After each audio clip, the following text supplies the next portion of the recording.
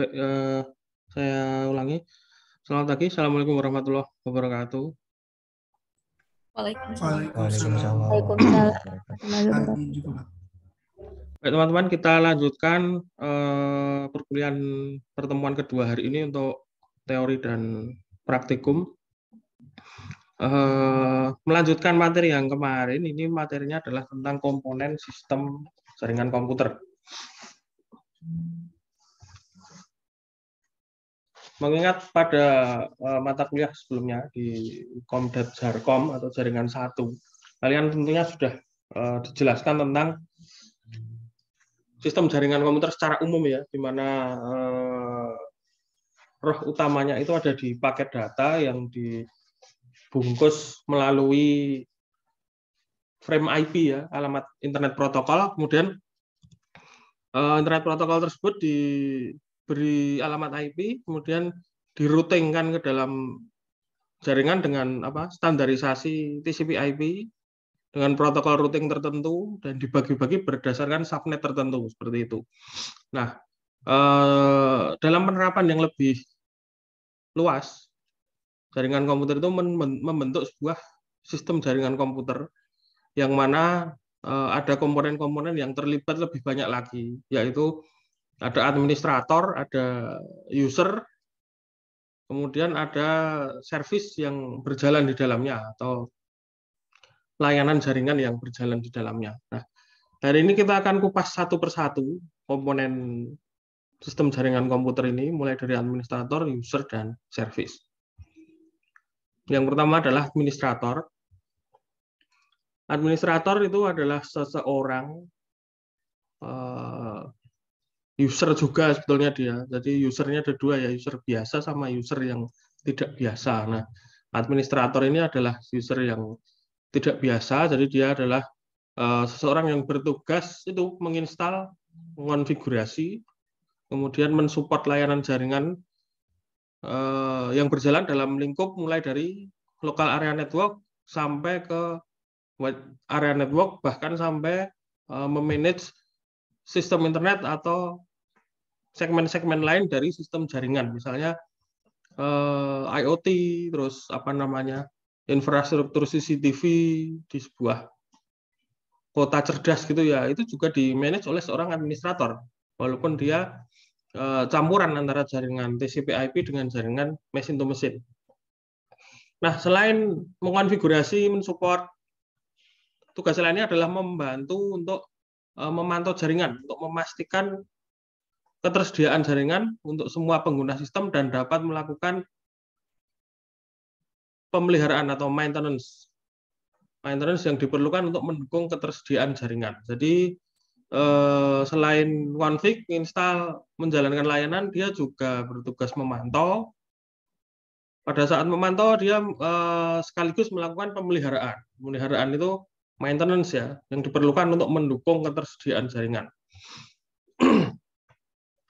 Nah, kira-kira akibatnya apa jika tidak dilakukan pemeliharaan? Jika tidak dilakukan pemeliharaan ya, jika ada trouble terhadap suatu node, istilahnya kalau suatu end user itu kan kita istilahkan sebagai node, NODE dalam sebuah jaringan. Kalau ada node yang mati, administrator tidak ngurusi itu, berarti salah satu komponen tadi akan mati entah dari sisi user atau dari sisi layanannya di bagian sebelumnya tadi loh. Bagaimana jika komponen administrator yang mati? Ya berarti jaringannya sudah bubar, tidak berjalan sebagaimana mestinya. Ini baru 26 yang join ya. Enggak apa-apa lah, ini direkam. Nah, 27. Paling tidak ada 40 sampai 50 lah yang join. Kemudian saya balik user dulu, user. Kalau tadi administrator, sekarang user. User adalah pengguna yang memanfaatkan teknologi layanan jaringan. Pengguna biasa ya, dia murni menggunakan aja, tidak bisa mengakses fitur-fitur layanan jaringan secara penuh. Kalau administrator bisa, dia misalnya kamu mengakses website front end dan back end gitu ya, walaupun bisa mengakses back end Tapi kamu tidak bisa mindah website itu, ya kan? Misalnya kamu buka Siakat dengan IP 118.40.1.1 gitu. Kamu pengen mindah sistem Siakat itu ke IP yang lain gitu. Kan nggak bisa. Ngakses sampai back-end-nya bisa, ngakses Siakat terus login, ambil mata kuliah dan lain-lain. Saya pun bisa melakukan itu, memvalidasi mata kuliah, memvalidasi bimbingan. Tapi saya nggak bisa mindah apa namanya posisi hostingnya itu. Misalnya, oh ini hostingnya Siakat ada di UNS, mau saya pindah ke penyedia layanan web hosting, misalnya rumah web atau ID hostinger. Nggak bisa dilakukan karena saya cuma user biasa. Yang bisa melakukan itu adalah administrator. Bedanya itu. Contoh lagi ya, menambahkan subdomain. Gitu. Misalnya Siakat UNS ACID/kuliah. Saya mau nambah karena saya dosen. Saya mau nambah, saya bikin aplikasi MBKM. Gitu. Mau nambah ke dalam direktori Siakat tadi, misalnya jadi Siakat UNS ACID/MBKM. Gitu. Saya nggak bisa menambahkan itu. Saya harus setor aplikasi saya tadi ke administrator. Saya berikan aplikasi saya ke administrator, kemudian administrator yang melakukan update sistem. Nah, itulah bedanya. Bisa dipahami ya sampai di sini ya. Kalau ada yang tidak paham, boleh bertanya. Maksudnya gimana toh Pak bedanya bisa mengakses back-end dengan tidak bisa mengakses back-end gitu. Ya hubungannya dengan update sistem tadi. Misal contoh lagi, saya internetan di kampus 5 ya. Kampus 5 Pabelan pakai wifi. Karena saya user, saya hanya bisa mengakses akses poinnya, terus internetan kita melakukan Zoom seperti ini. Sudah terbatas seperti itu. Saya tidak bisa misalnya ketika saya internetan apa namanya? Bandwidth-nya kok cuma 1 Mbps ya ini. Setelah saya ngecek di speed test gitu. Mau saya tambah mesti bisa ini wong bandwidth-nya saat bandwidth dari fakultas katakanlah ada 100 Mbps gitu. Kenapa saya cuma diberi 1 Mbps? Oke, saya mau nambahi jadi 50 Mbps gitu. Saya sebagai user biasa, bisa nggak itu? Saya melakukan itu. Tidak, Pak. Tidak ya. Secara teknis bisa sebetulnya. Kalau saya tahu IP-nya, saya login, terus saya ganti kuota bandwidth-nya. Tapi karena saya bukan administrator, saya tidak bisa melakukan itu. Tidak bisa secara etik maupun secara teknis. Secara teknis karena saya tidak punya akses ke situ. Tidak bisa karena saya user biasa ya, tidak punya akses ke router utamanya FKIP. Kalau secara etik, kita kan orang IT ya. Sebetulnya diusahakan pun bisa gitu ya, di brute force atau dicoba-coba passwordnya. Tapi ya tidak boleh karena saya user biasa. Sekali lagi bedanya administrator dengan user adalah itu tadi. Contoh lain ada banyak sekali. Contoh lain ketika kamu ngakses apa namanya Shopee itu mau buka toko di situ, yaitu kamu sebagai user walaupun kamu bisa ngakses back-end-nya apa namanya back-end-nya sistemnya Shopee ya, kamu kan bisanya cuma ngakses fasilitas sebagai penjual aja. Yang menyetujui tokomu tayang di Shopee atau tidak itu kan administratornya. Seperti itu contohnya. Dan masih banyak contoh yang lain. Oke. Itu administrator dan user. Kemudian bedanya di situ tadi. Nah, sekarang kita balik ke layanan jaringan komputer. Layanan jaringan komputer itu apa saja? Layanan jaringan komputer itu ada IP, nyawanya ada di layanan dasar itu ya. IP routing, kalau subnet nggak masuk itu sebetulnya cuma tekniknya aja ya, teknik pembagian IP, tapi dia bukan termasuk layanan sebetulnya. Dia mekanisme tambahan dari cara pengelolaan IP. IP routing dan domain name system. Domain name system itu apa? DNS ya. DNS fungsinya adalah untuk membalik apa namanya IP jadi nama yang bisa diingat manusia gitu, dan sebaliknya membalik nama host, nama domain menjadi IP. fungsinya apa tuh ini sebetulnya selain itu tadi? Fungsinya ya untuk balik itu tadi, Pak. Nah iya, terus kenapa perlu diterjemahkan ke apa namanya domain name system gitu dari IP? Nah, misalnya kamu mau mengakses Google, kamu tahu IP-nya Google, nggak? Mau internetan kan apa-apa nyarinya di Google dulu ya. Mau buka apa namanya film Spider-Man No Way Home. Wah ini release date-nya sudah keluar ini DVD Blu-ray-nya. Saya mau nonton. Nah, ini nontonnya di mana kan nggak tahu. Saya buka Google dulu. Bayangkan tidak ada domain. Wah ternyata saya juga nggak tahu alamat IP-nya Google. Nah itu kan susah. Nah seperti itu diperlukan yang namanya domain name system. Analogi lain ya, kamu yang punya saudara kalau nomor HP-nya orang tua mungkin hafal ya. Kalau yang punya saudara itu, coba kamu hafal nggak nomor HP-nya kakakmu atau adikmu gitu kan nggak hafal. 081 sekian sekian sekian nggak hafal Pak. Nah terus caranya kamu menghubungi gimana? Saya save sebagai kontak. Kemudian saya hubungi di kontak yang sudah saya beri nama saudara seperti itu. Nah fungsinya domain name system seperti itu. Untuk mempermudah kita berinteraksi dengan IP-IP yang mewakili host name. Gampangannya seperti itu. Saya mau buka Amazon, mau buka YouTube, mau buka apa lagi ya? Yang sering dibuka apa lagi ya? Netflix, video.com misalnya. Itu enggak mungkin saya mengingat IP-nya itu enggak mungkin. Jadi saya pakai domain name system. Nah, inilah tiga orang ini yang jadi layanan dasar jaringan komputer, IP, routing, domain name system.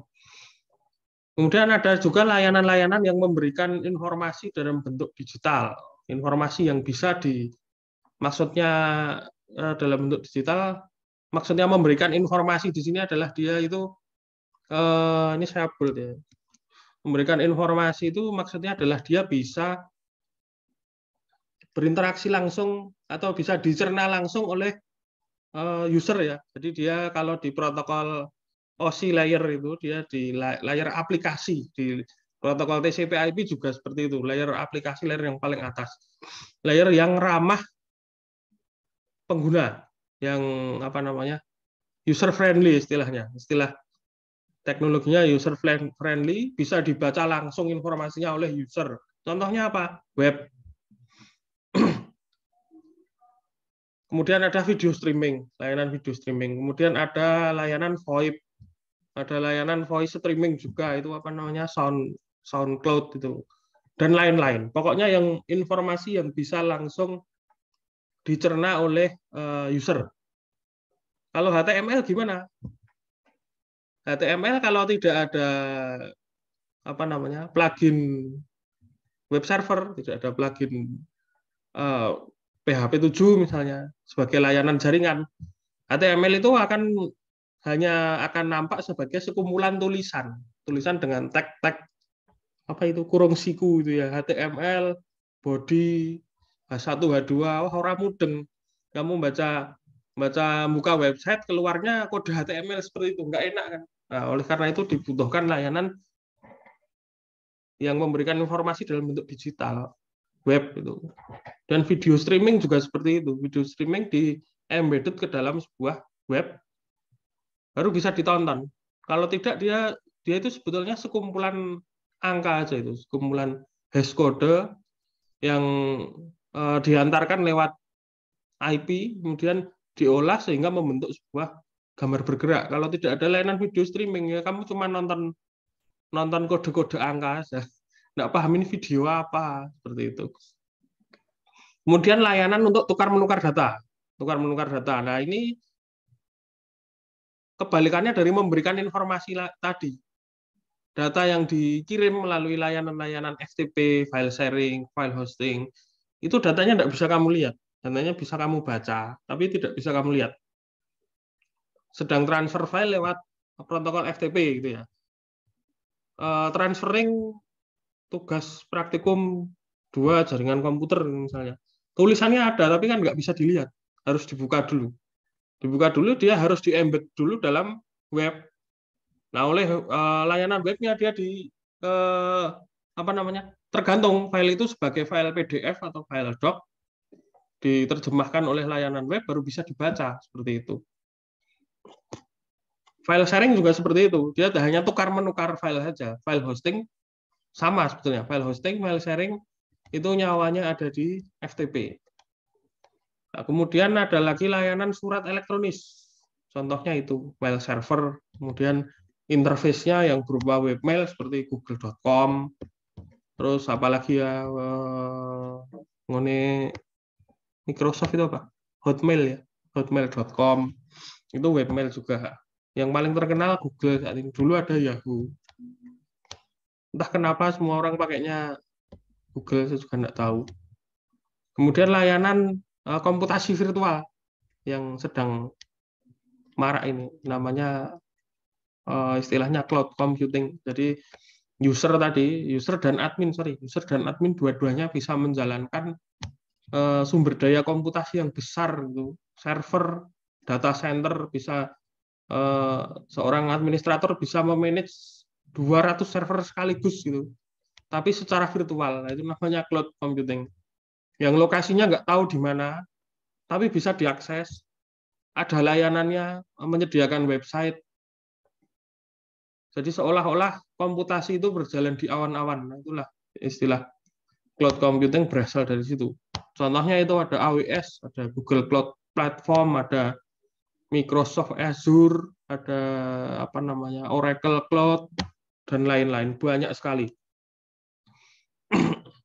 Kemudian layanan kualitas jaringan, layanan jaringan yang memberikan apa namanya, pengukuran terhadap kualitas jaringan yang tersedia. Itu ada throughput, ada latency, ada response time, ada bandwidth management. Itu layanan itu disebut sebagai quality of service. Nah, nanti mungkin di pertemuan keempat atau kelima akan kita bahas mengenai bandwidth management. Jadi besok nanti install dulu router OS jaringan secara umum, kemudian tugasnya router OS, minggu depan kita bahas tentang router OS, minggu depannya lagi bandwidth management. Bandwidth management salah satu cara untuk mengelola traffic ya, supaya trafficnya itu adil, tidak ada monopoli. Kita nggak bicara soal netcut ya ini ya, tetap kalah itu bandwidth management dengan ada satu user yang melakukan spoofing di jaringan pakai netcut, itu ya udah yang lain kalah semua. Tapi kan paling tidak sudah dilakukan bandwidth management. Nah, semua layanan yang saya sebutkan tadi itu digunakan oleh user untuk kebutuhan sehari-hari. Semua layanan tersebut akan berjalan jika diinstal dalam sistem operasi jaringan yang berjalan pada infrastruktur jaringan komputer yang sangat kompleks. Oke, ini seputar komponennya. Ada admin, ada user, ada layanan jaringan, komponen penyusunnya. Sebetulnya ada satu lagi komponennya, tapi itu sudah secara umum semua sudah tahu lah. Perangkat dan softwarenya, perangkat kerasnya itu ya ada router, ada server, softwarenya ya sistem-sistem operasi jaringan itu. Nah, ini ada contoh infrastruktur jaringan komputer yang unmanaged dan yang ini yang managed. Di gambar sebelah sini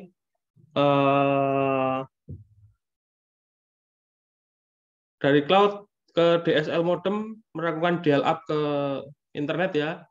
Kemudian dari DSL modem dapat koneksi dari internet, dia terkoneksi ke home router. Dari home router dia terkoneksi ke hub, kemudian PC. Kemudian yang sebelah ini yang manage, DSL modem sebelum masuk ke router dia ada firewall-nya dulu. Ada firewall. Kemudian dari router ke switch, jadi dia tidak pakai hub ya, pakainya switch. Switch-nya dibuat istilahnya area terpisah gitu, DMZ area, demilitarized zone system. Jadi ini antara server-server ini dengan jaringan internal, dia tidak berada dalam satu network yang sama. Kemudian dari switch ketemu dengan router lagi. Router ketemu switch lagi, baru ke PC-PC-nya end user. Nah, menurut teman-teman, gambar yang unmanaged dengan yang managed itu baik yang mana? Secara pengelolaan baik yang mana? Kemudian alasannya apa? Monggo, barangkali ada yang mau menjawab.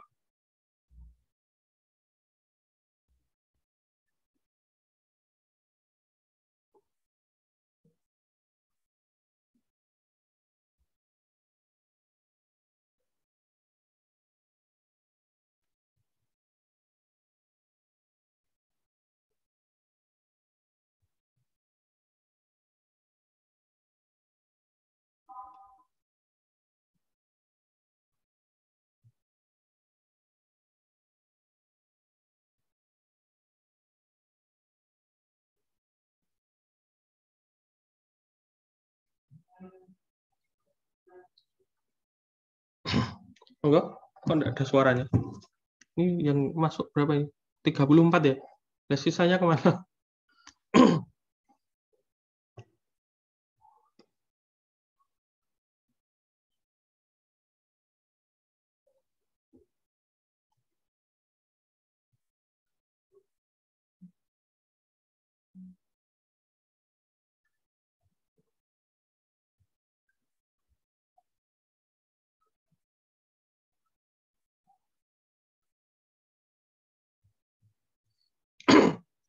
Oke, saya jawab sendiri kalau gitu. Ini mungkin masih pada kuliah lain mungkin ya.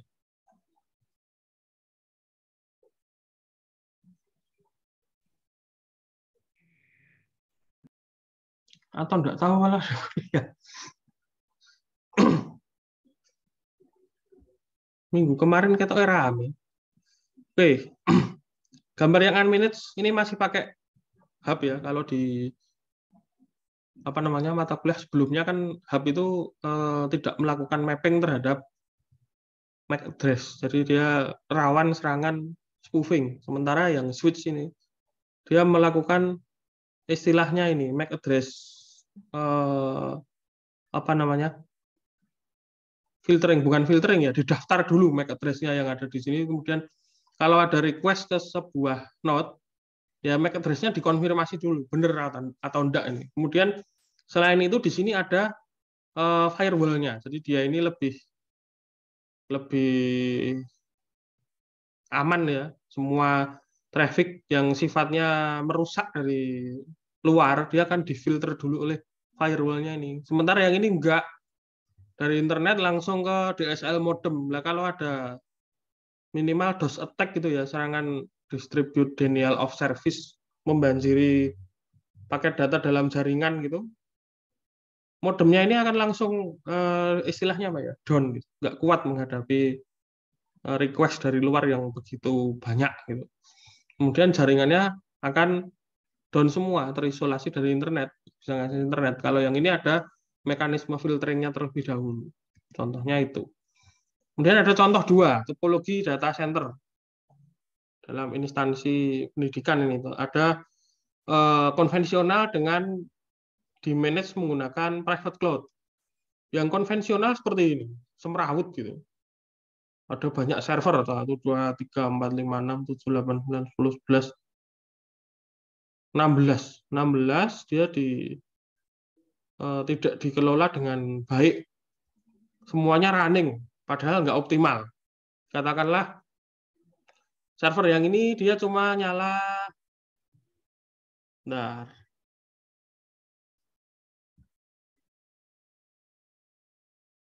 server yang ini dia cuma nyala, cuma diakses 6 bulan sekali pas ngisi siakat gitu misalnya. Server yang ini servernya perpus library, nggak pernah diakses. Ini servernya wisuda, aksesnya 4 bulan sekali misalnya. Ini servernya Unif sering diakses, berarti dia berat ya. Ini servernya Prodi PTIK misalnya, sering diakses juga. Tapi 3 server ini nggak pernah diakses, padahal speknya sama. Dalam artian kalau ada kondisi seperti itu, berarti spek yang dimiliki oleh 3 server ini akan istilahnya ini nganggur gitu. Prosesornya Intel Xeon 4 GHz, memorinya 32 GB gitu. Nah, kan nggak pernah diakses kan nganggur. Oke lah kita manage menggunakan private cloud, server-server yang nganggur tadi itu dikosongkan. Kemudian di dalamnya dikasih server-server VM, virtual server gitu. Dimasukkan ke masing-masing ini apa namanya? Server yang tadinya nganggur tadi dijadikan mesin hypervisor. Kemudian dia termanage lebih mampet gitu ya. Resource yang tadinya nggak terpakai akan terpakai secara optimal.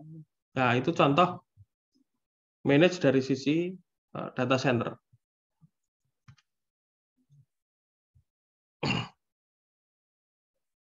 Dan ada pertanyaan nih, jadi manajemen infrastruktur jaringan itu penting atau tidak? Siapa yang manage, siapa yang di-manage? Bagaimana cara memanage? Nah, ini jawabannya tentu saja penting ya. Manajemen infrastruktur jaringan itu penting. Yang memanage ya tadi administrator. Apa aja yang di-manage? Kita sudah sebutkan di awal tadi ada apa namanya? Layanan jaringan dasar, layanan jaringan memberikan data multimedia, layanan jaringan file sharing, layanan jaringan cloud, kemudian ada layanan monitoring seperti itu. Cara memanage ya tadi menggunakan metode seperti ini, menerapkan firewall, menggunakan switch, kemudian menggunakan apa namanya private cloud dan masih banyak mekanisme yang bisa diterapkan. Contohnya manajemen bandwidth, ada juga nanti web proxy, kemudian ada juga nanti VLAN, virtual local area network dan lain-lain.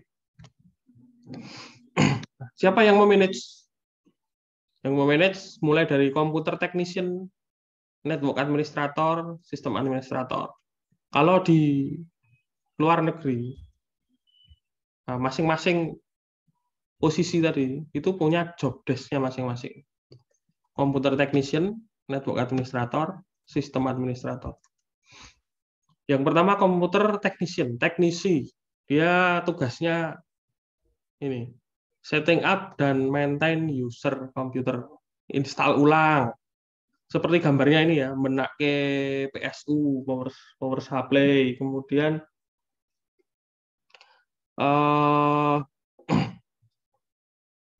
masang komputer, ngerakit ya ini, pasang di komputer together, ngerakit diletakkan di masing-masing ruangan. Nambahi hardware jika diperlukan, RAM, CD-ROM, drive, apa namanya, monitor, kemudian menginstal Word, menginstal PDF dan lain-lain. Setup account, melakukan troubleshooting, dan yang terakhir adalah membantu user yang ada trouble di ini semua. Misalnya di sebuah kantor ada staff, komputernya kena virus yang biasa-biasa loh. Kalau virus ransomware gitu ya, game over itu. Kantor kena semua.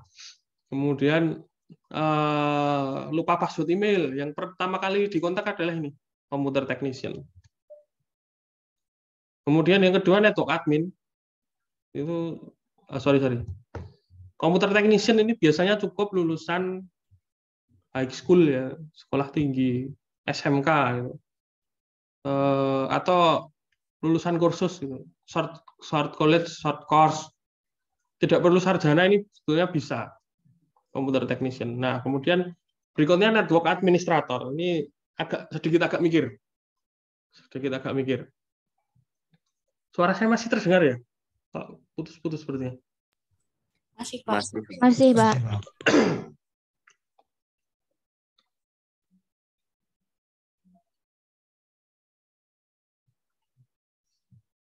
Itu kelas sebelahnya dikasih tahu, sepertinya nggak tahu. Ini ada kelas A, kelas B, ada semua ini. Sepertinya cuma kelas A, Pak. Kelas B sepertinya masih ada mata kuliah lain, Pak. Oh, pantesan. Loh, katanya Pak Ari itu keren dengan saya. Dan hari Senin cuma saya cek di Siakat. Jadinya saya fleksibel. Bener nggak? Pak Ari kan ngajak tukeran tadi.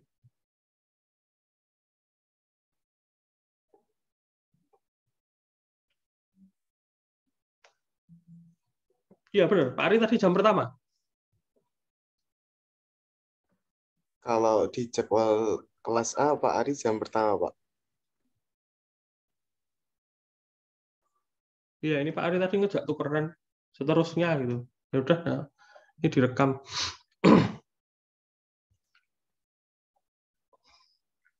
Sampai mana tadi? Network administrator ya. Jadi tugasnya lebih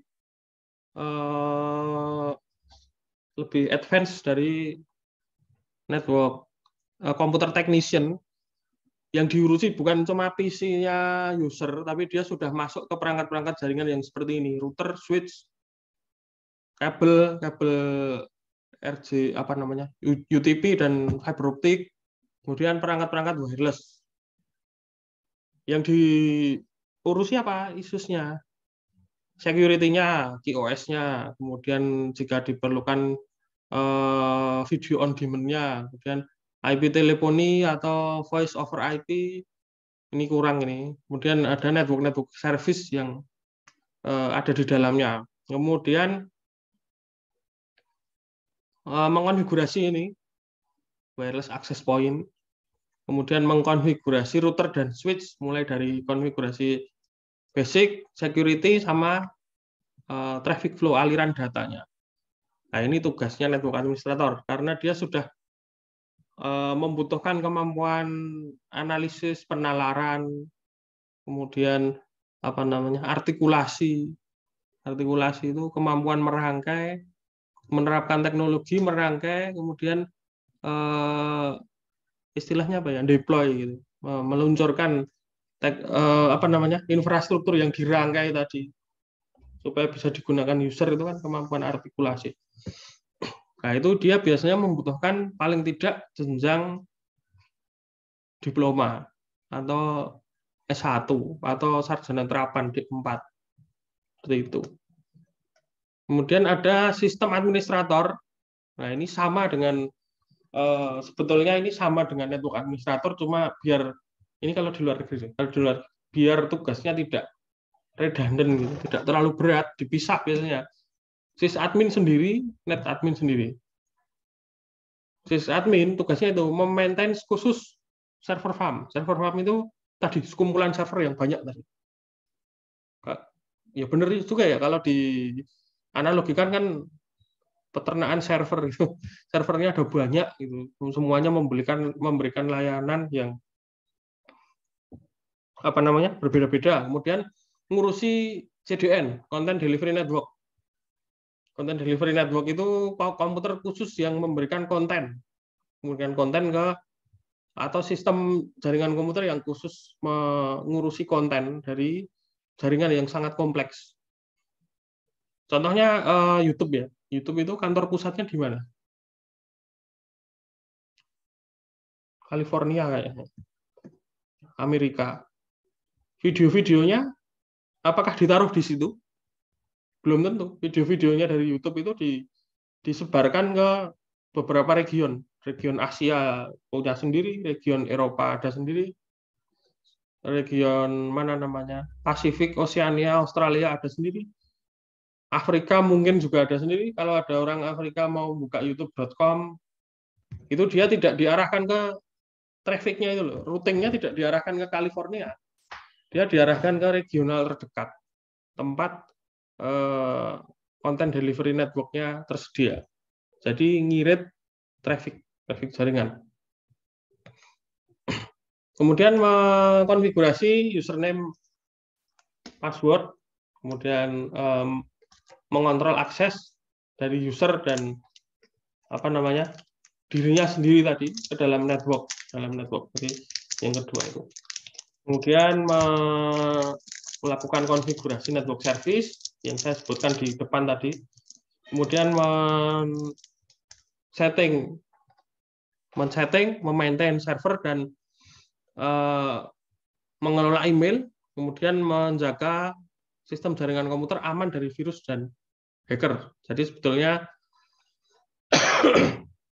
untuk meringankan network administrator tadi ya, ini ada job role sistem administrator. Ini kalau di luar negeri. Kalau di Indonesia kondisinya seperti ini. Ini gambar ini loh. Fusion, gambarnya Dragon Ball ya. Fusion antara ini komputer technician, network administrator, sistem administrator ini pokoknya dianggap jadi satu gitu. Bahkan kalau kamu baca-baca lowongan pekerjaan itu ya, dibutuhkan network administrator, skillnya semua disebutkan ya. Bisa pemrograman PHP, JavaScript, Python, Java, mobile application, dan lain-lain. Kemudian menguasai Cisco, Mikrotik, dan lain-lain. Kemudian yang terakhir paling parah ini ya, bisa desain flyer, desain poster, bisa Photoshop, tambah lagi bisa service printer. Kalau di Indonesia seperti itu kondisinya. Jadi kamu nanti siap-siap aja mau jadi network administrator di sebuah perusahaan gitu ya, atau kantor pemerintah itu ya, kamu membekali juga dirimu dengan kemampuan desain gitu. Minimal Photoshop gitulah. Jadi kalau bosnya mendadak nyuruh apa namanya, buatkan flyer untuk besok kita kan mau Lebaran, ucapan selamat Idul Fitri dari kantor kita. Wah Pak, saya kan bisanya Pak nyeting IP, nggak bisa bikin flyer. Lu kamu kan orang IT ya harus bisa bikin flyer. Kan kalimat andalannya kan itu ya, itu paradigma yang nggak bisa dirubah, tapi ya nggak apa-apa. Kan pakai Canva kan bisa. Bosnya kan nggak tahu ini pakai Photoshop atau pakai Canva gitu ya. Contohnya itu. Paling parah lagi nanti dipanggil ke kantornya bosnya. Printer saya tintanya habis Mas, tolong disuntikkan, diisikan. Nah, itu harus bisa juga itu. Ya Pak, sebentar, lihat YouTube dulu. Tutorial ngisi tinta printer. Paling 10 menit udah bisa. Intermezzo aja itu. Untuk administrator, sistem administrator, nah ini. Apa yang di-manage? Nah, tadi sudah dijawab ya. Network service, security, user, dan data yang ada di dalam lingkungan tersebut. Data inside the pool. Data apa sih yang perlu dikelola? Network service tadi udah kita sebutkan ya. Ada web, ada DNS, dan lain-lain. Security bisa Anda bayangkan sendiri. Misal ada hubungannya dengan update password, update antivirus, kemudian nah password itu perlu sering diupdate loh. Paling enggak itu 6 bulan sekali. Pengelola apa namanya, server Linux harus memperingatkan usernya untuk mengganti password setiap 6 bulan sekali. ATM kan juga gitu ya. Kalau nggak diganti gimana? Ya nggak apa-apa, urusannya user kalau itu. Yang penting kan adminnya sudah ngasih tahu. Kalau pengen compliance-nya, kepatuhannya lebih tinggi lagi, itu dipaksa. Kalau dia tidak ganti password selama beberapa bulan, dia tidak bisa menggunakan layanannya. Nah, ini ATM itu biasanya ya. Kemudian data inside the pool. Data apa sih yang perlu dikelola dalam sebuah infrastruktur jaringan komputer? Ya datanya user. Data user yang dikelola dimasukkan kemana? Dimasukkan ke database server biasanya. Database server itu salah satu layanan jaringan juga. Nah, dikelolanya pakai apa? Kalau Linux open source, konteksnya bahasa pemrograman web, PHP gitu. Yang ngelolanya pakai database open source seperti MySQL, terus ada Postgre, kemudian ada apa lagi ya? MariaDB, kemudian ada lagi yang sistemnya tidak terstruktur ya, NoSQL itu. Itu yang open source. Yang berbayar ada Microsoft SQL Server, ada Oracle, dan lain-lain. Nggak hafal ya yang berbayar. Kita pakainya yang open source saja. Nah, ini detail layanan jaringan yang dikelola atau akan kamu kelola. Yang paling market share paling tinggi ini www atau web server, World Wide Web. Kemudian directory service. Kemudian ada email, ada file sharing, ada IM, instant messaging ya.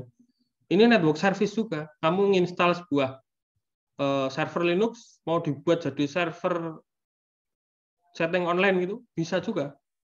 Aplikasinya ya ada MIRC, ada apa namanya IRC bot, dan banyak lagi. Kemudian game online ini juga salah satu bentuk network service, karena dia bisa diinstal ke dalam sebuah server, bisa diakses bersama-sama oleh user ya, kemudian bisa melakukan transaksi di situ. Transaksi bukan jual beli, bukan ya.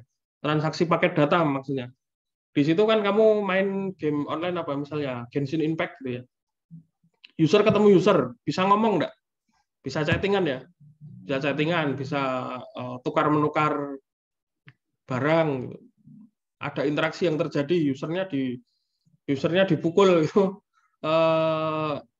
Dia akan memberikan respon HP-nya berkurang, contohnya seperti itu. Nah, itu bentuk layanan jaringan juga. Printing server, file server, voice over IP, VOD, ini YouTube, Netflix, itu VOD ya. Kemudian ada video teleponi, istilahnya apa? Video call itu ya. Kemudian WWW tadi sudah saya sebutkan. Kemudian ada SNMP. Nah, ini protokol yang digunakan untuk memanage sebuah jaringan. Misalnya saya seorang network admin sedang memantau jaringannya UNS. Di situ akan kelihatan semua. Node mana yang CPU-nya sudah mau habis kritis gitu. Memorinya sudah mau kritis. Node mana yang statusnya merah atau nggak bisa diakses. Nah, itu menggunakan protokol ini. Simple Network Management Protocol. Kemudian time service ini NTP, Network Time Protocol. Jadi ini fungsinya untuk menyeragamkan waktu dari suatu kelompok jaringan tertentu ke kelompok jaringan yang lain. Misalnya menyeragamkan waktu saya dengan Google. Kalau tidak diseragamkan, saya nginstal email server, kemudian nginstal email klien, saya nggak pakai NTP, pakainya waktu standar gitu ya. Waktu standarnya komputer itu dimulai tahun berapa? 1970-an ya. 1 Januari 1970-an. Kemudian ada salah satu dari kamu pakai Gmail, email dari luar sana ke email saya. Ya emailmu tadi nggak akan masuk. Karena waktunya dianggap nggak standar ya, sudah lewat. Mau ini 14 Maret 2022 kok ngirim email ke 1 Januari 1970. Ya emailnya nggak bakal masuk. Dan sebaliknya. Email ke masa lampau itu ya tidak akan terjadi itu kalau tidak ada time service yang seragam gitu. Nah, oleh karena itu ada namanya network time protocol. Kemudian wireless sensor network, nah ini layanan jaringan khusus yang saya sebutkan tadi di luar TCP/IP. Ini biasanya dimanfaatkan oleh infrastruktur IoT. Bagaimana cara memanagenya? Bentar, saya minum dulu ya.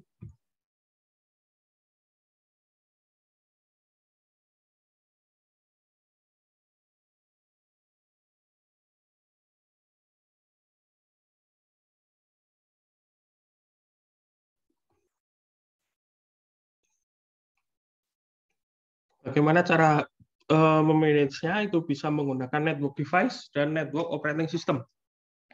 Network device itu ada kabel, router, modem, switch, server, access point, bridge,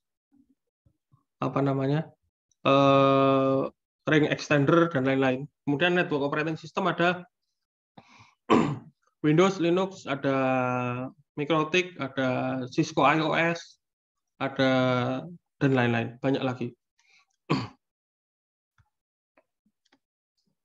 Nah, ini tugasnya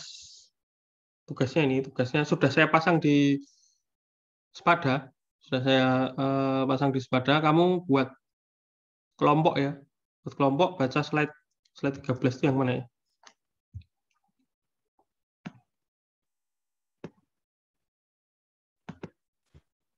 Oh, ini tadi ya, network service. Kamu buat kelompok, dia tidak harus slide 13-14 sih. saya pernah bilang sumber tidak terbatas ya, boleh baca dari mana saja. Nah, pura-puranya kamu melakukan survei ke dalam ke sebuah SMK. Nah, kemudian di SMK tersebut itu kan mesti ada infrastruktur jaringannya ya. Nah, kamu identifikasi, dikira-kira aja ini kebutuhan sistem dari sebuah SMK itu apa saja. Misalnya web profil. Nah, web profil itu kebutuhan perangkatnya apa? Mestinya kan perlu server ya. Kemudian layanan jaringan yang berjalan untuk menjalankan web profil itu tadi apa? Tadi ya HTTP, DNS, kemudian aplikasi yang digunakan apa? Contohnya ini apa aja, ada BIN 9 dan lain-lain. Ini tugasnya ini, diskusi. Bentar, saya share dari sepertinya sudah saya pasang di pada.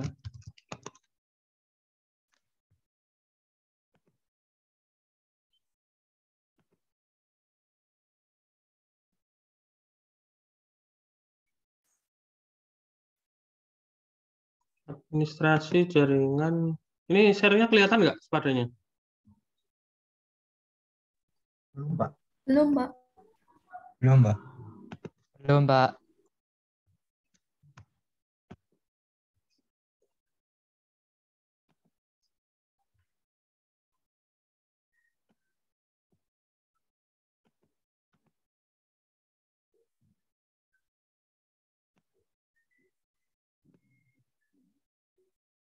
Nah, ini. Buat kelompok terdiri dari 4 orang mahasiswa, NIM genap dan NIM ganjil tidak boleh dalam kelompok yang sama. Kemudian lakukan review ya dari slide 13-14 atau boleh dari sumber lain. Hasil refleksi saudara itu digunakan untuk mengidentifikasi ini. Ini studi kasusnya sebuah SMK. Di SMK ada web profil, ada database siswa, ada database guru misalnya. Nah, kebutuhan perangkatnya apa untuk apa tadi namanya? Sistem yang diperlukan tadi. Tentunya kan butuh server. Kemudian layanan jaringannya apa? HTTP, DNS, MySQL, PHP, kemudian kebutuhan aplikasinya ini apa aja, web browser dan lain-lain. Nah, ini silahkan dilanjutkan sebanyak-banyaknya. Kalau website semua gimana, Pak? Ya enggak apa-apa. Kamu misalnya ketemunya itu ya enggak apa-apa. Kemudian kalau ada e-learning gimana, Pak? Ya masukkan, berarti e-learning. Kebutuhan perangkatnya apa? Ya mesti server lagi kan. E-learning itu model biasanya seperti Spada ini kan model ini, CMS. Dia disimpan di server juga kan. Kemudian layanan jaringannya apa? Spada diakses lewat web. Oh, berarti dia HTTP. Web server berarti ya. Kemudian ada alamatnya ini, Spada UNS ACID, DNS juga berarti. Ini ada database partisipannya, di sini kan ada partisipan. Berarti dia pakai MySQL juga. Kemudian kebutuhan aplikasi untuk mengakses pada tadi apa? Berarti dia butuhnya web browser. Kemudian kebutuhan aplikasi yang diinstal maksudnya. Web browser, kemudian FTP untuk ngupload dokumen-dokumennya, kemudian butuh apa aja juga, butuh BIN 9 untuk DNS. Nah, contohnya seperti itu. Kemudian soalnya tidak hanya ini. Di slide tadi memang cuma satu. Soal berikutnya ini. Bacalah soal berikut. Diskusi kelompok dilanjutkan dengan mengerjakan soal berikut masih di kelompok yang sama. Identifikasikan infrastruktur jaringan komputer beserta teknologi perangkat keras dan layanan penunjang jaringan dari organisasi berikut ini. Untuk NIM ganjil kelas ini ada yang salah. Ini kelas animnya ganjil semua ya? Iya, Pak. Oh ya wis, berarti bebas ini, pokoknya tidak kelas A kelas B ya. Bagi dua aja. Yang penting terambil rata ya ini ya. Perbankan, pemerintah daerah, perhotelan, pusat perbelanjaan dan universitas.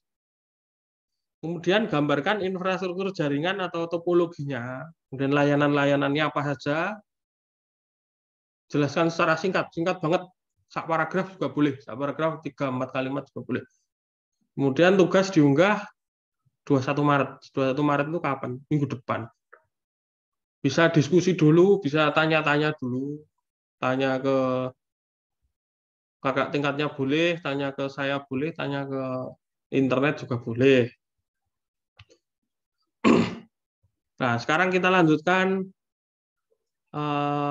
praktikum. Praktikumnya ini, saya akan membahas jaringan virtual pada VirtualBox.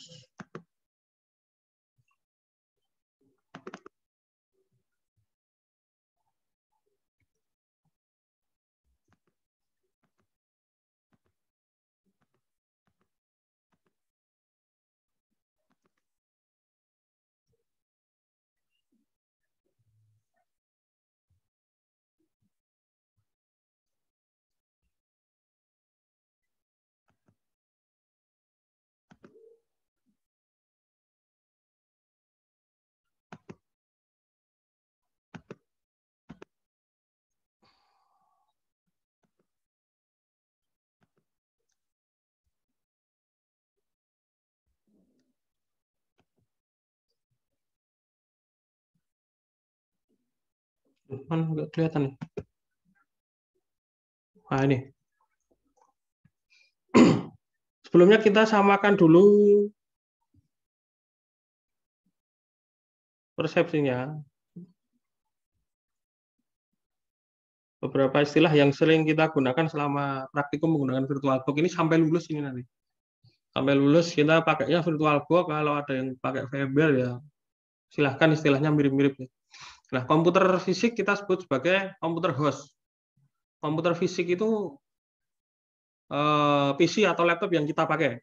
Nah, persepsinya disamakan dulu. Ini disebut sebagai komputer fisik. Kemudian komputer virtual atau komputer GUES. Komputer GUES itu adalah mesin virtual yang diinstal dalam VirtualBox. Oh, VirtualBox-nya enggak. Belum kesir ya? Aduh. Kalau nge-share banyak-banyak nanti blue screen.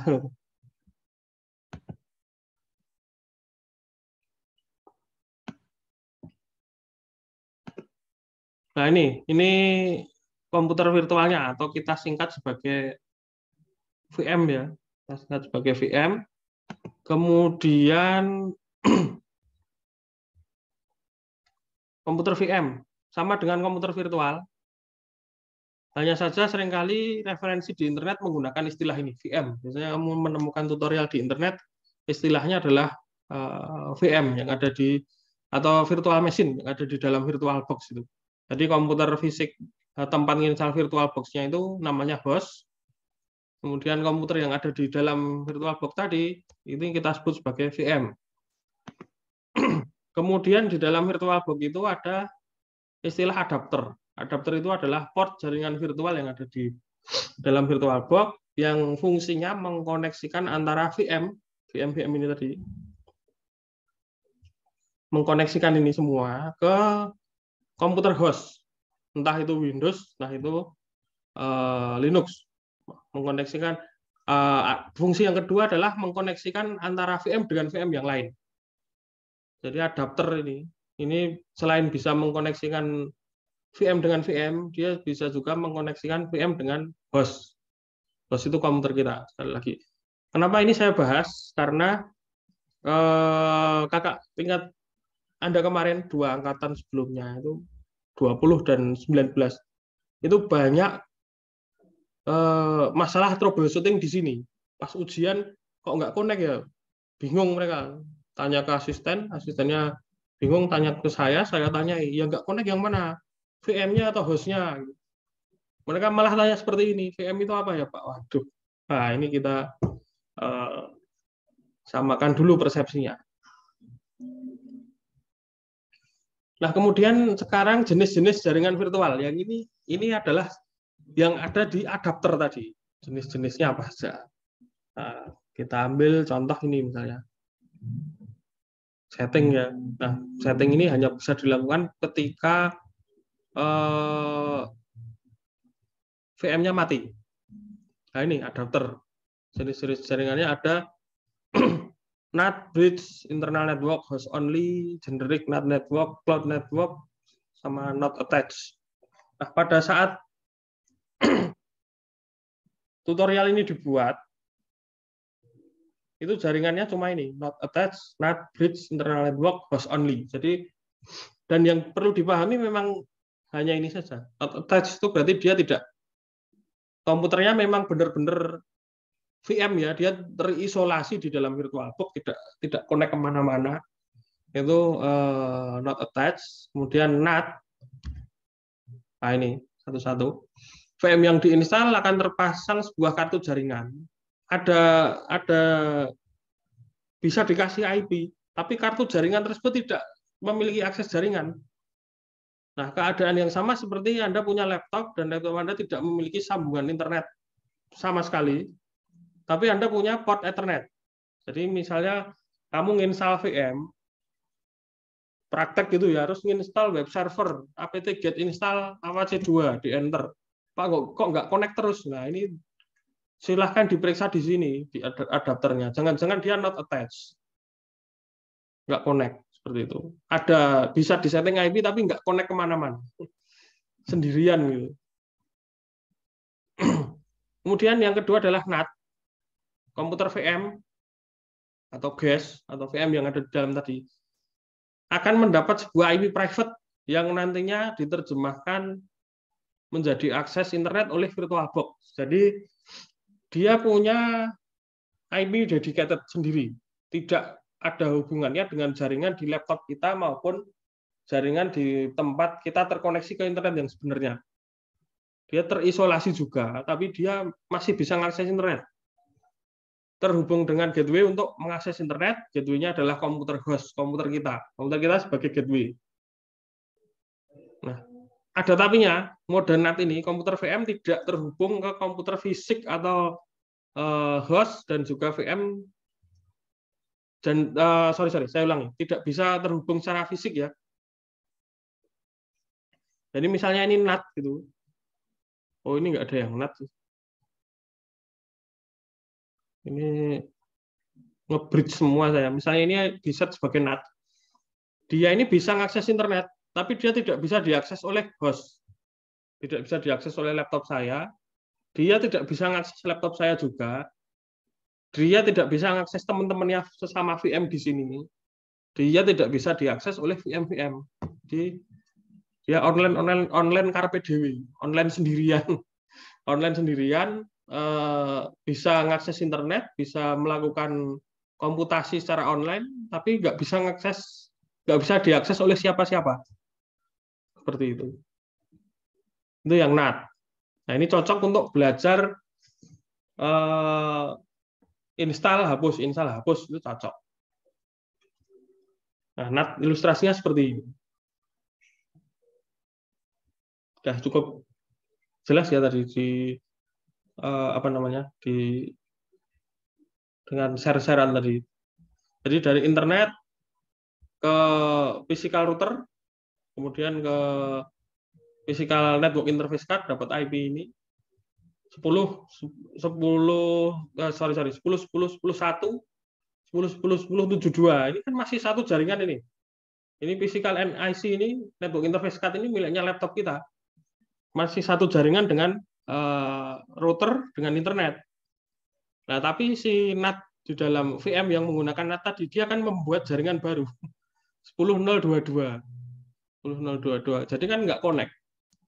Tapi dia tetap bisa internetan. VM1, VM2 ini bisa internetan.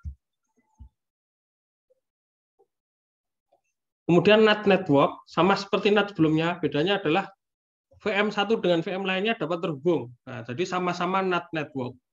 Komputer fisik host tidak bisa mengakses komputer VM atau GES. Jadi kalau NAT network ini mereka bisa saling berkoneksi asal sama-sama di NAT network yang sama.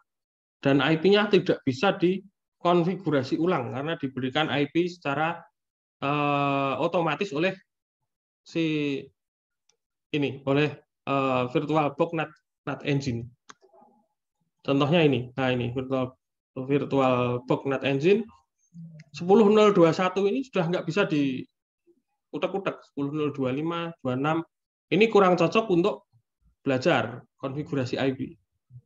Walaupun kalau sudah di-set ke NAT network, itu dia akan errornya akan minimal sekali. Karena semua sudah seragam gitu kan. Nah, kemudian yang akan sering kita gunakan adalah bridge. Bridge ini bagi yang memiliki internet di rumah yang sangat stabil. Dedicated internet stabil. IndiHome, kemudian tethering, Bisnet, dan lain-lain. Yang stabil dia boleh menggunakan bridge. VM dapat menggunakan jaringan dari suatu adapter komputer fisik secara penuh. Misal Anda mempunyai WiFi di komputer fisik, nah koneksinya itu IP-nya akan melanjutkan. Koneksi tersebut bisa langsung digunakan oleh VM. Contohnya ini di rumahmu ya, di rumahmu langganan IndiHome misalnya ke modem, terkoneksi ke laptopmu, physical NIC ini laptopmu. IP-nya kan mesti 10 sekian gitu kan. 10 sekian. Nah, ini physical NIC-nya katakanlah dia dapat IP ini 10.10.10.72. Real IP ini IP-nya host tadi ya. Nah, VM yang diinstal dia akan melanjutkan dari segmen yang sama, 10.10.10, 91, 92, 93 dan seterusnya.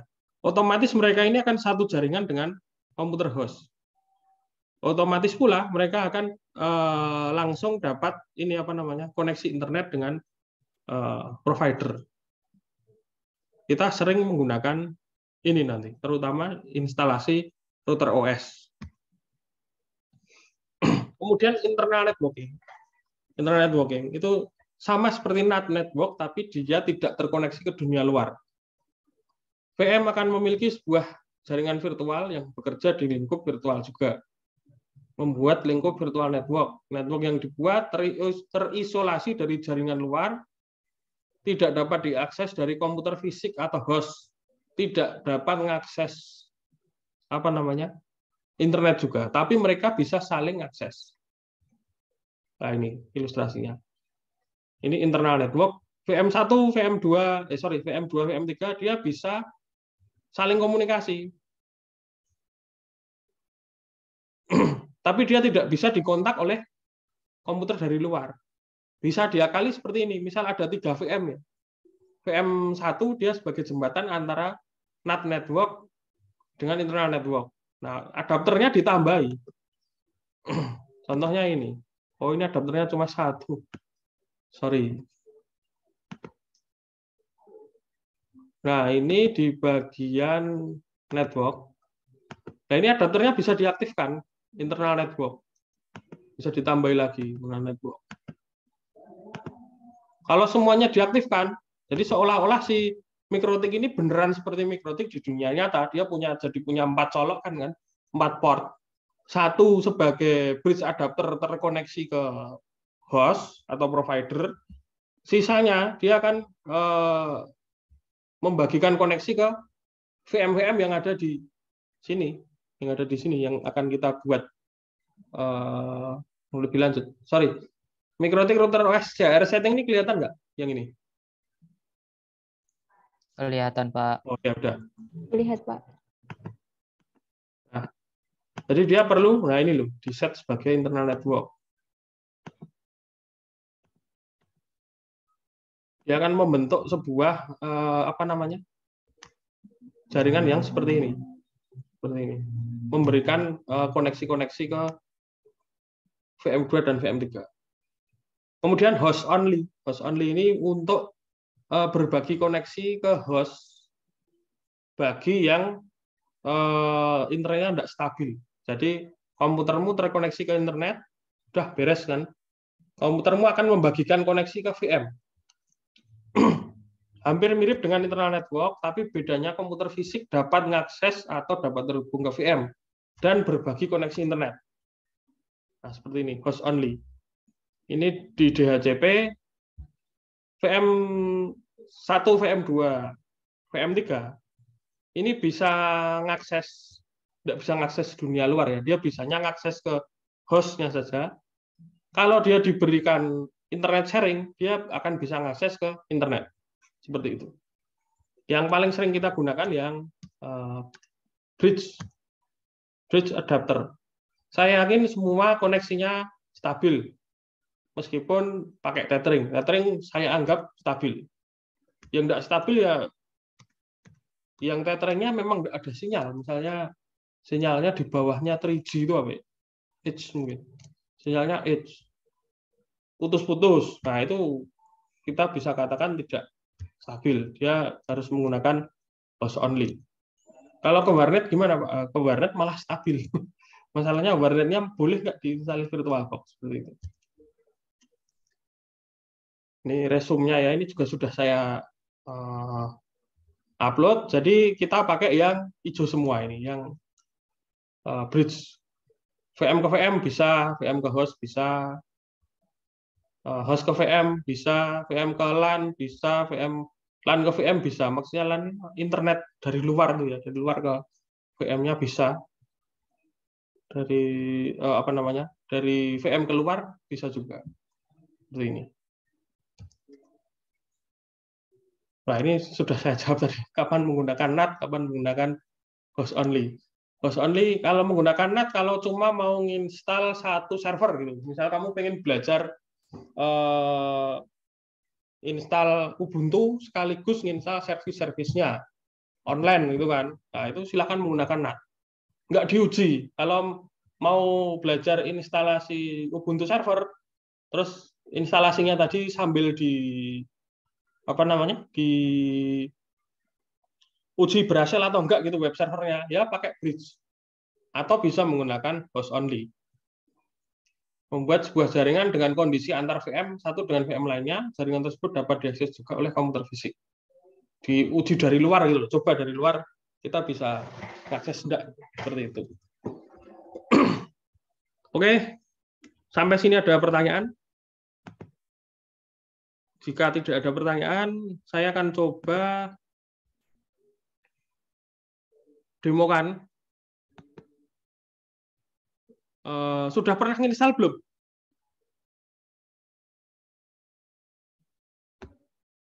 Teman-teman? Belum, Pak. Hah?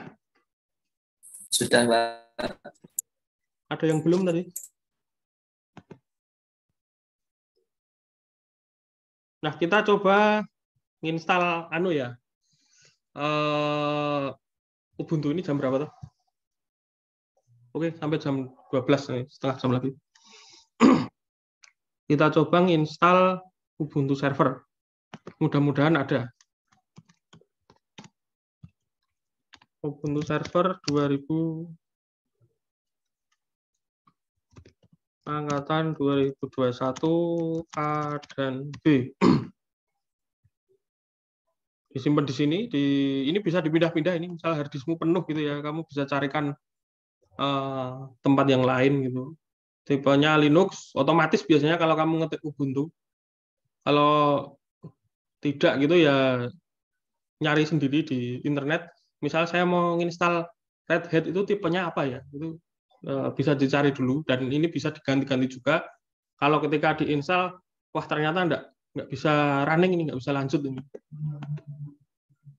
Umumnya sekarang pakai 64 bit, kemudian di next. Nah, biar agak cepat kita perbesar memorinya 2 GB lah. Kemudian di next. Ini di next saja ini, next. Pilih VDI atau VHD atau VMDK gitu. Dulu VDI ini hanya kompatibel di VirtualBox, nggak bisa dipindah ke VMware, nggak bisa dibaca oleh provider Docker seperti Bitnami, tapi sekarang sudah bisa. Dulu umumnya yang seragam gitu dia pakainya ini VMDK, Virtual Machine Disk. Ini keluarannya VMware, bisa dibaca di semua aplikasi virtualisasi. Karena kita tidak akan mindah-mindah kemana, kita pakai yang VDI.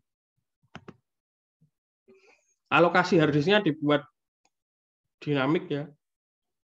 Ini saya jelaskan dan saya rekam. biar besok tidak usah buat modul. Jadi tinggal nonton di sini. Dinamik biar mereka bisa biar VM-VM-nya bisa memperbesar sendiri alokasi hard disk-nya kalau dibutuhkan. Next, kemudian standarnya 10 GB, biasanya di set ke, kalau server beneran paling enggak ya butuhnya 50, 40, 50. 10 ini kadang untuk sistem tok sudah habis. Create, oke. Nah, mana annotate-nya? Sudah jadi ini servernya pura-puranya kamu beli server fisik beneran gitu ya. Tapi ini VM. Nah, ini jangan langsung dinyalakan, dikonfig dulu. Konfig dulu kita kalau tidak dikonfig dulu, networknya dia akan default ke NAT sini. Nah, ini banyak yang lupa ini.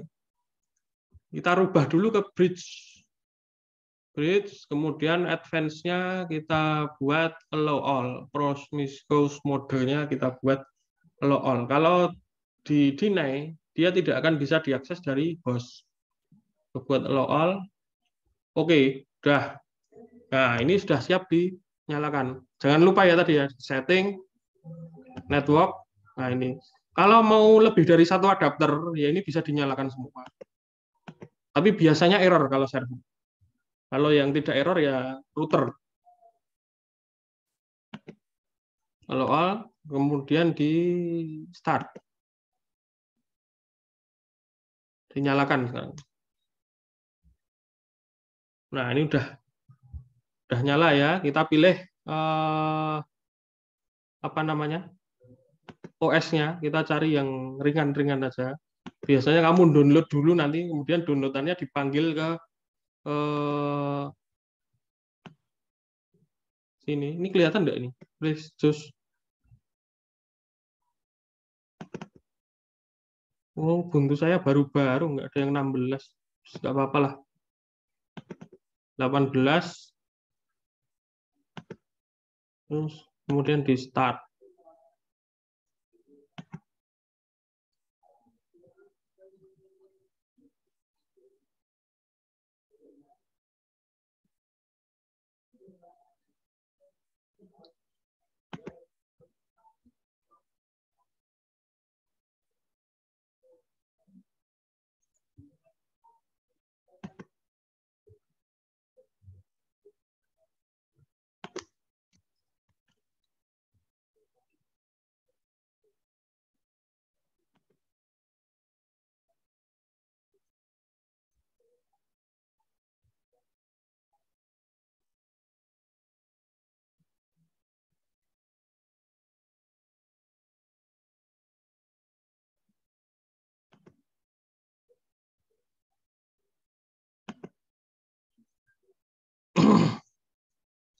Iya,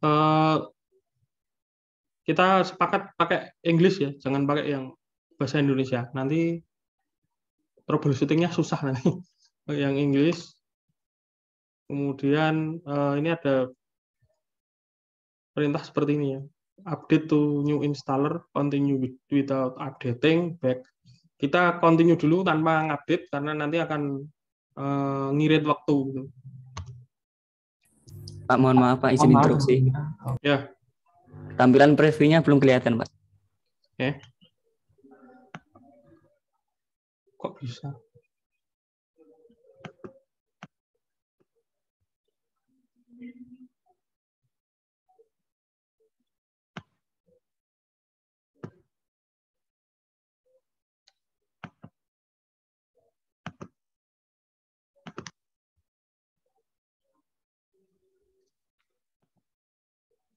Kelihatan? Sudah Pak. Sudah, Pak.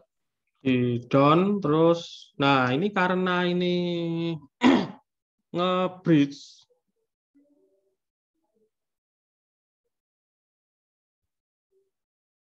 Karena ini nge-bridge, jadi dia dapat IP secara otomatis.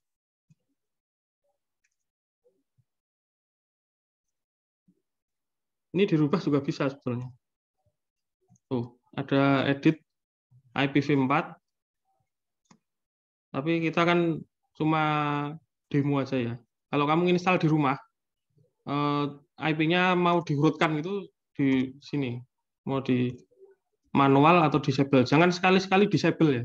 Kalau disable, konfigurasi IP-nya akan hilang di IP network interfaces di dalamnya konfigurasi nanti setelah proses ini selesai. Itu fiturnya kadang nggak bisa dipanggil lagi gitu, fitur IP. Seperti itu. Ya, kita lanjut dulu aja. Proksinya dikosongkan aja. Mirror address ya ini sebetulnya kalau bisa dipindah ke alamat yang lebih cepat gitu. Ini namanya repository ya. Ini diarahkannya ke ID arsip ubuntu.com. Walaupun ada ID-nya Indonesia, ini biasanya nanti lemot. Tapi karena saya pakai koneksi kampus ya mudah-mudahan nggak apa-apa lah. Nanti kalau lebih dari 10 menit kita skip.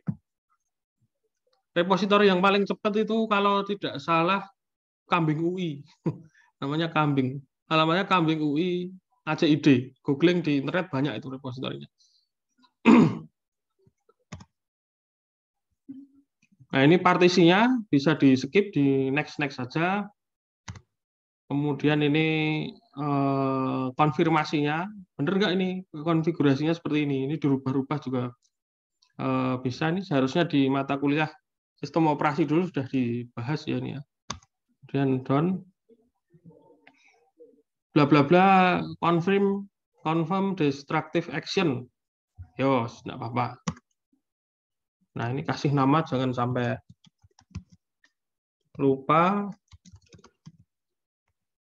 Username disamakan semua aja.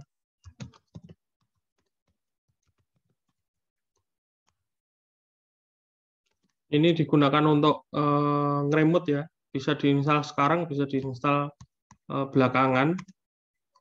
Nah, ini banyak sekali service yang bisa digunakan. Ini nggak usah aja ini. Karena kalau semua diinstal prosesnya akan lama. Di apa namanya? Di next dulu aja.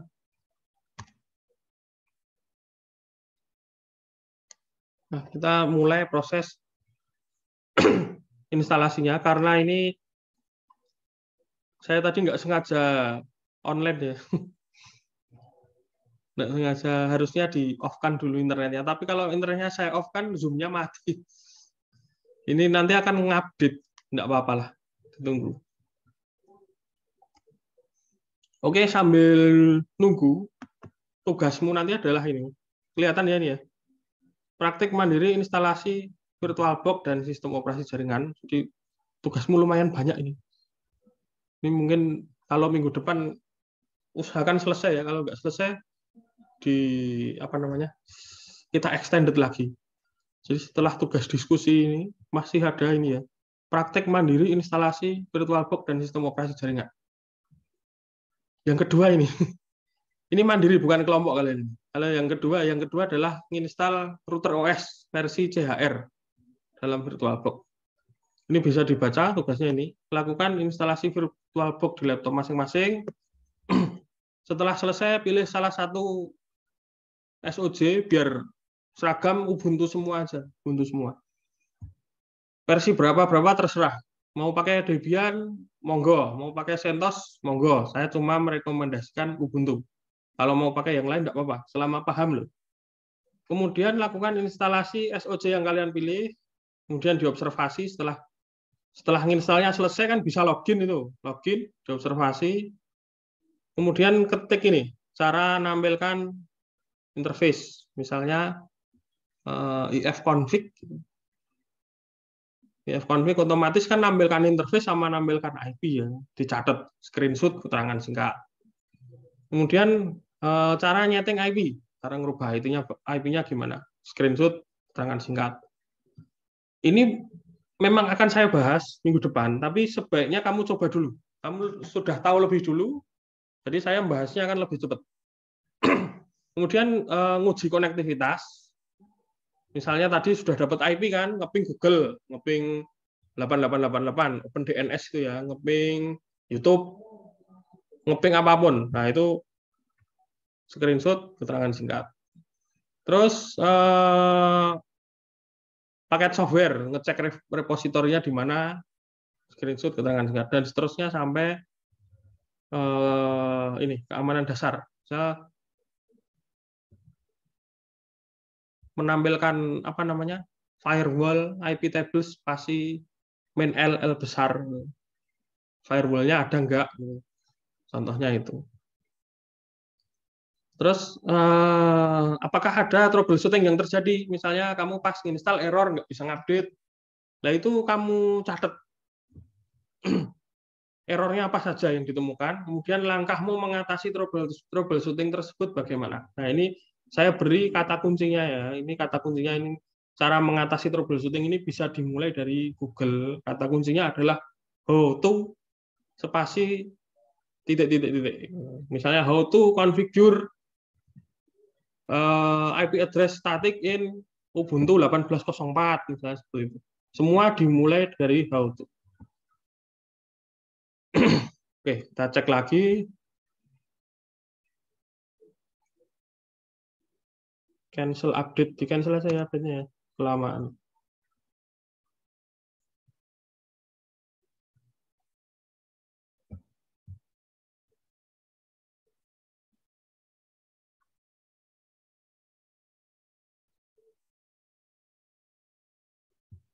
Kalau yang ini sudah, nah ini kamu boleh mencoba mendahului ini ya, instalasi Mikrotik router OS CHR, karena kita kan 2 sesi. Sebelum UTS SOJ berbasis router, pakainya Mikrotik, setelah UTS adalah SOJ berbasis Linux yang kita install ini. Tapi ini kan tadi kita install karena dalam rangka refresh materi ya. Refresh materi, membiasakan dengan lingkungannya VirtualBox, terus tugas pendahuluan ini ya.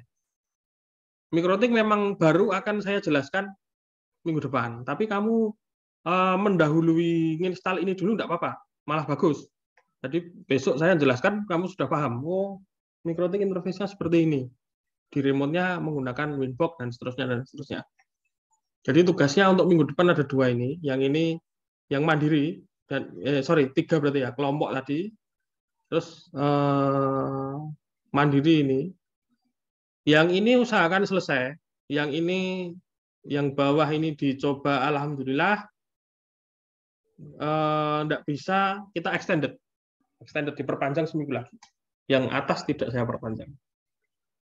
Oke, harusnya sudah selesai ini. Lama. Ya, ini kita nunggu ini. Sambil menunggu ada pertanyaan?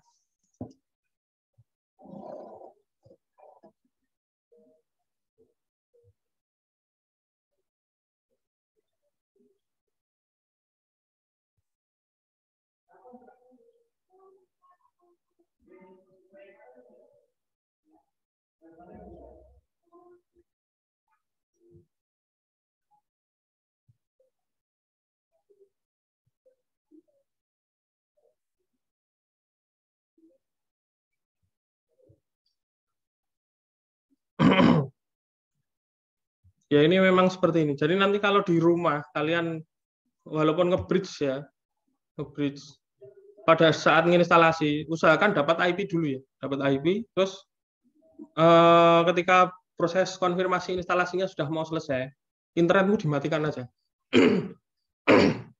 Internetmu dimatikan atau di set DHCP, terus install pertamanya di set ke NAT. Nah terus atau apa gimana ya? Ya dimatikan aja, internetnya dimatikan paling aman. Biar tidak ini loh, biar tidak ngupdate. Ini kan auto update gitu sistemnya, jadi lama sekali. Ini kalau saya disconnect, kok zoom-nya ikut putus. Kalau kamu install di rumah kan nggak posisinya nggak nge-zoom, jadi putus nggak masalah gitu.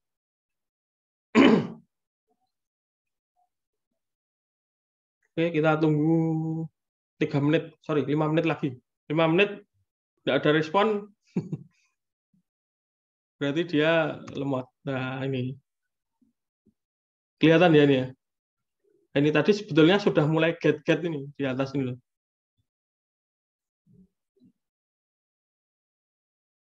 Sudah mulai get HTTP, ini proses ngupdate, tapi saya cancel.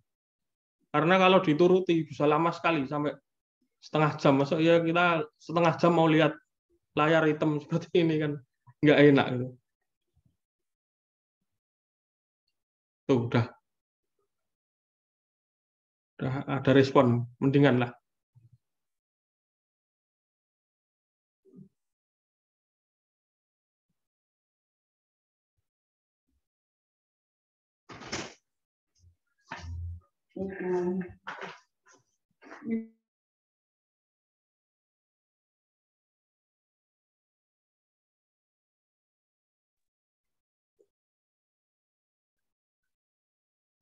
Nah, ini sudah mau selesai.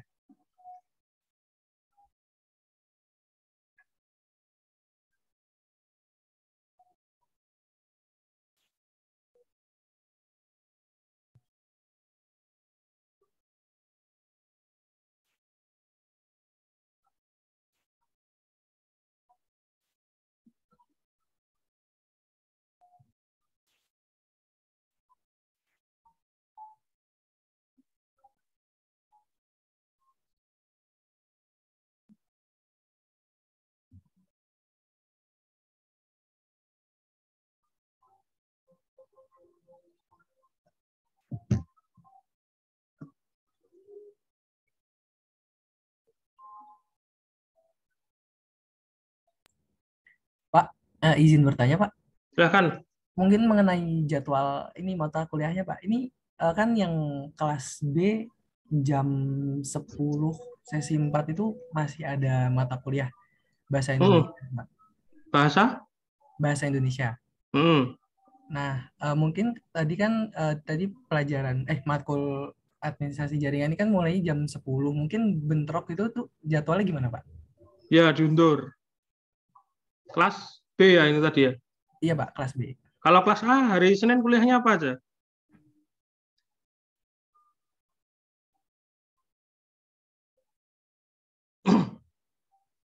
Halo, kelas A?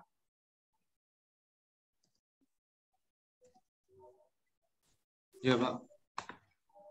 Kelas A, hari Senin kuliahnya apa aja? Untuk kelas A, untuk hari Senin hanya AJK sama basis data, Pak. Hanya, oh ya, basis datanya kan diminta Pak Ari pagi. Pak Ari kan pengennya pagi. Iya toh? Iya, Pak, mintanya sesi 1, sesi 2. Ya, jadi ceritanya saya kan tukeran dengan Pak Ari. Jadi saya bisa mulai dari jam 10.15 sebetulnya, tapi absen saya buka jam 10. Dan saya siangnya sudah nggak ada kuliah. Kuliah saya cuma ini aja. Jadi kelas B tadi bahasa Indonesia selesainya jam berapa?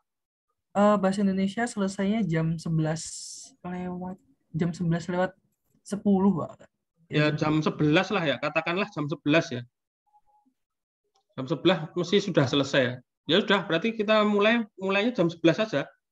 Saya jam 11 sampai selesai bisa. Sampai jam 3 itu juga enggak masalah. Sampai jam 2, sampai jam 3. Tapi kan kuotamu habis ya. Kuliah jam 11 sampai jam 3 kan kuotanya ya serem juga. Gimana kelas A? Mulai jam 11 enggak apa-apa?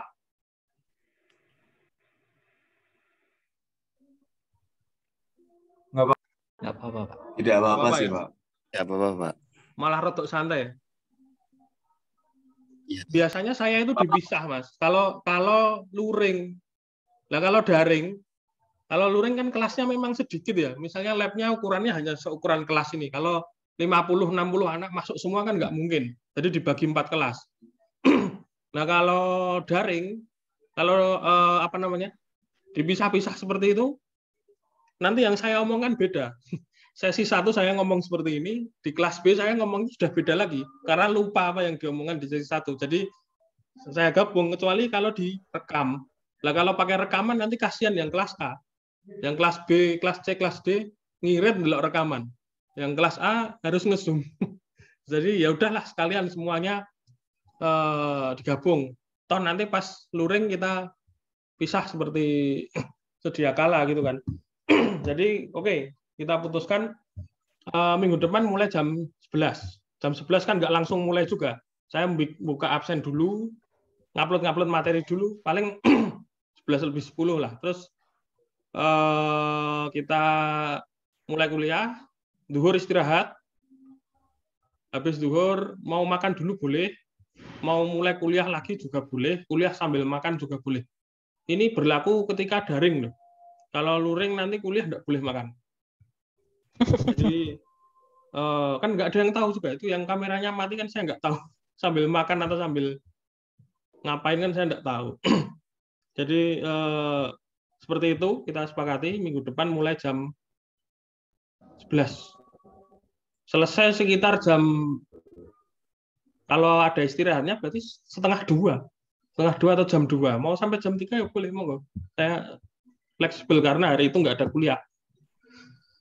Tapi kan kuotamu kan ya. Jebol nanti. Ya. Ada pertanyaan lagi? Baik Pak, terima kasih Pak. Ini kok nggak selesai-selesai. Udah installing.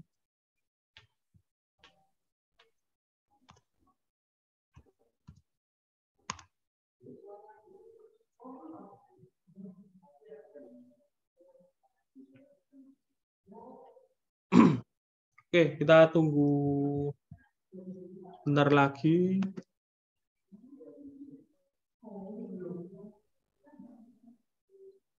Oh, ini saya punya contoh lain. Udah pakai ini aja.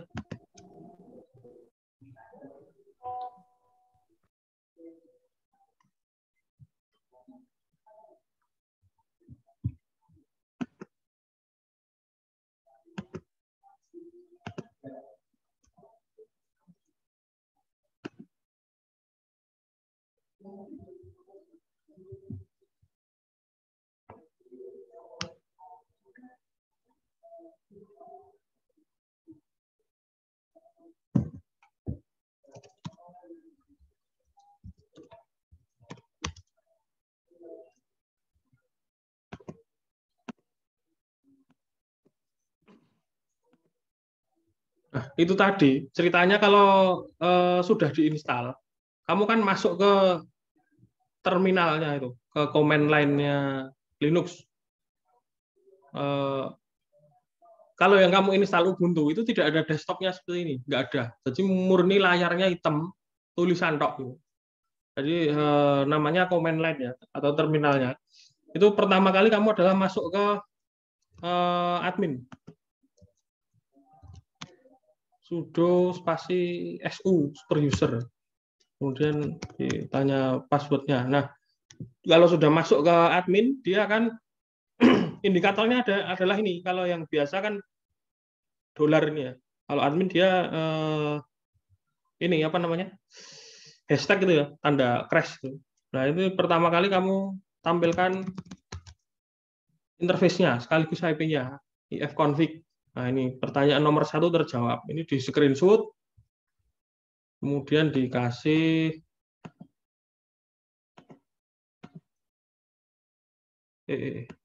sorry.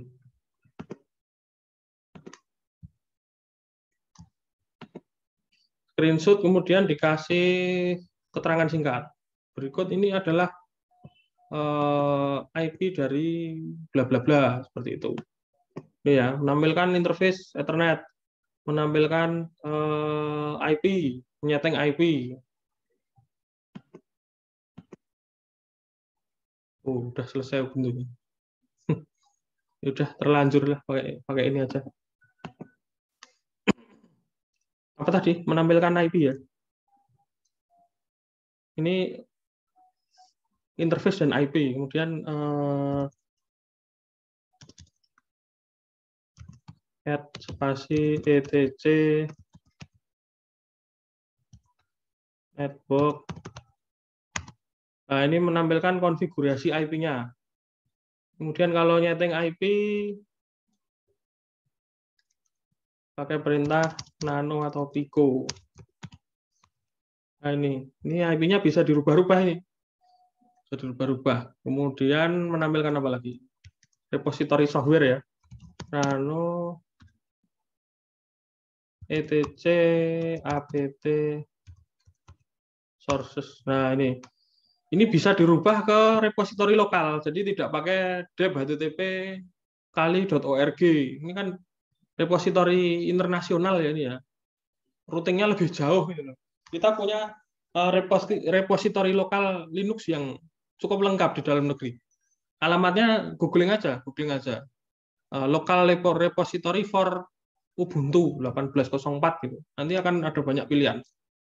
Seperti itu. Ya cuma nampilkan screenshot ini. Paket software caranya ngupdate ya apt get update misalnya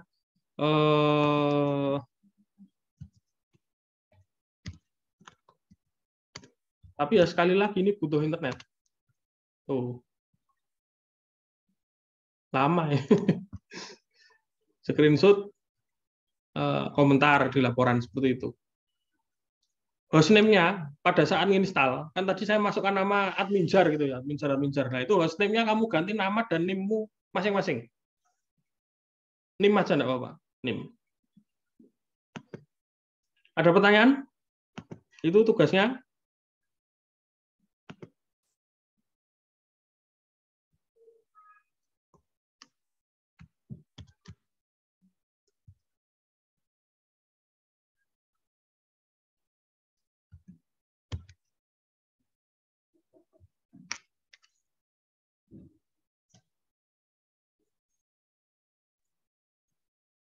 Izin bertanya, Pak.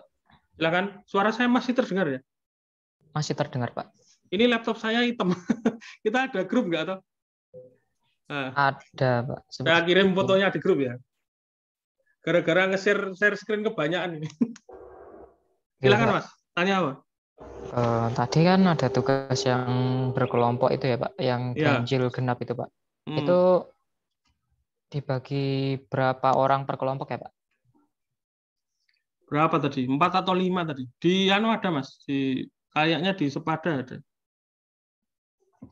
Oh, baik, Pak. Untuk pemilihan diskusi kelompoknya sendiri itu sesuai ganjil genapnya aja berarti ya, Pak? Iya, sesuai ganjil genapnya. Oh, baik, Pak. Terima kasih.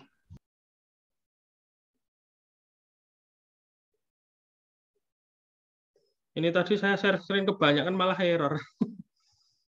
Ada lagi? Selama suaranya masih kedengeran nggak apa-apa lah.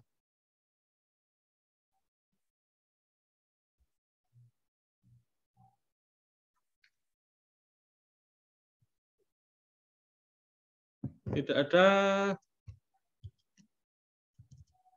Ya sudah, kita tutup dulu.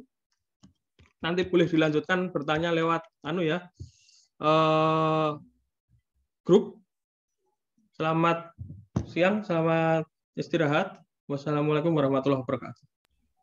Waalaikumsalam warahmatullahi wabarakatuh. Waalaikumsalam warahmatullahi wabarakatuh. Terima kasih, Pak. Terima kasih, Pak. Terima kasih.